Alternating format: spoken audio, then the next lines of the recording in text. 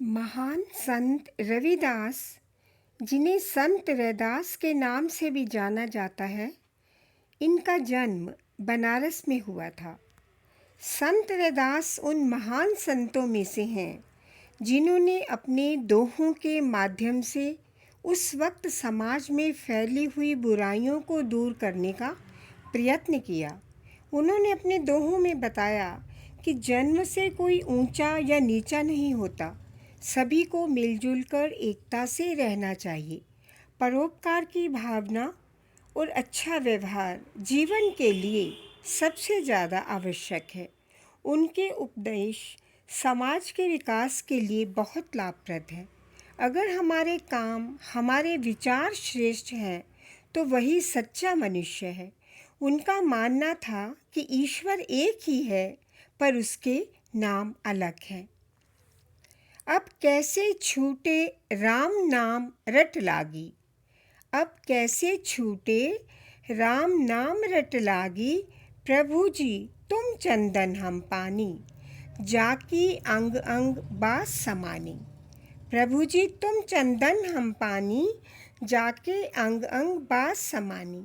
इन पंक्तियों में कवि रैदास जी ने राम के नाम का गुण गाया है। वो कहते हैं कि एक बार अगर राम का नाम रटने की आदत पड़ जाती है तो वो फिर कभी नहीं छूट सकती। जैसे और चंदन और पानी के इकट्ठा कर दिया जाए तो चंदन की सुगंध पानी में भी आ जाती है, वैसे ही भगवान जो है वो नाम जपने वाले प्राणी के तन और मन में बस जाते हैं।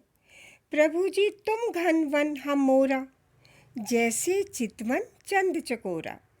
इन पंक्तियों में कवि कहते हैं कि जैसे मोर आकाश में गिरे बादलों को देखकर नाचने लगता है, उसी प्रकार जिसको राम नाम लेने की आदत हो जाती है वह नाम लिए बिना नहीं रहता। जैसे चकोर पक्षी चांद को ही ताकता रहता है। प्रभु जी तुम दीपक हम बाती, जाकी ज्योति बरे दिन राती। अब यहाँ रैदास जी कहते हैं कि जैसे दीपक में बाती हमेशा जलती रहती है, वैसे ही प्रभु दीपक है और भक्त बाती के समान तुम्हारा नाम लेकर जलते रहते हैं। यानी कि भक्त ईश्वर की भक्ति में लीन रहता है। प्रभु जी तुम मोती हम धागा, जैसे सोनहि मिलत सुहागा। जैसे मोती धागे में पिरोए जाते हैं और सोना जो है सुहागे के द्वारा शुद्ध होता है, वैसे ही आप मोती हो और हम धागे के समान हैं। जैसे धागे व मोती का संबंध है, सोने व सुहागे का साथ है, वैसे ही आपका और हमारा साथ है। प्रभु जी तुम स्वामी हम दासा, ऐसी भक्ति करे रे दासा। अब यहाँ रैदास जी कहते हैं कि प्रभु तुम मालिक हो और हम तुम्हारे दास हैं और हमारी ऐसी ही भक्ति है। यानी रैदास जो है वो भगवान की भक्ति में बहुत लीन है। उनका दूसरा दोहा है, ऐसी लाल तुझ बिन कौन करे, गरीब निवाजु गसैया, मेरे माथे छत्र धरे। जाकी छोटी जगत को लागे, तापर तू ही ढरे। नीच हु उच्च करे मेरा गोविंद, नीच हु उच्च करे मेरा गोविंद, काहू ते न डरे। नामदेव कबीरू त्रिलोचन सगना सैन्यु तरे। कह रविदास सुनो रे संतु, हरि जियो तो सभी सरे। रैदास जी ने इन पंक्तियों में भगवान की महिमा का वर्णन करते हुए कहते हैं कि संसार में अगर उनकी कृपा किसी पर हो जाती है तो उसके जैसा और कोई नहीं है। इस संसार में उनसे बड़ा कृपा करने वाला तो कोई भी नहीं। वे सबको एक दृष्टि से देखते हैं, किसी के साथ कोई भेदभाव नहीं करते।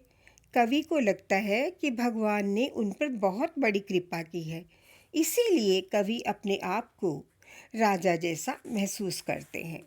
रैदास जी ने इन पंक्तियों से बताया है कि वे अपने आप को अभागा मानते हैं, पर प्रभु जी ने जो उन पर कृपा की इससे वे बहुत खुश हैं, क्योंकि भगवान कोई भेदभाव नहीं करते।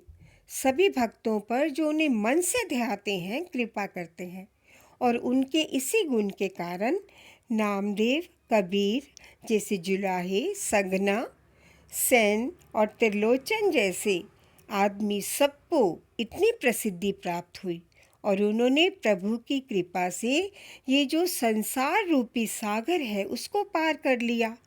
कबीर रैदास जी कहते हैं कि प्रभु की महिमा का तो कोई पार ही नहीं है। भगवान सब कुछ कर सकते हैं, बस अगर व्यक्ति मन लगाकर उनकी भक्ति करता है, अपने मन में उनको बसा लेता है, परोपकार करता है, ऊंच नीच नहीं मानता और भगवान की भक्ति में ही सारा ध्यान लगाता है।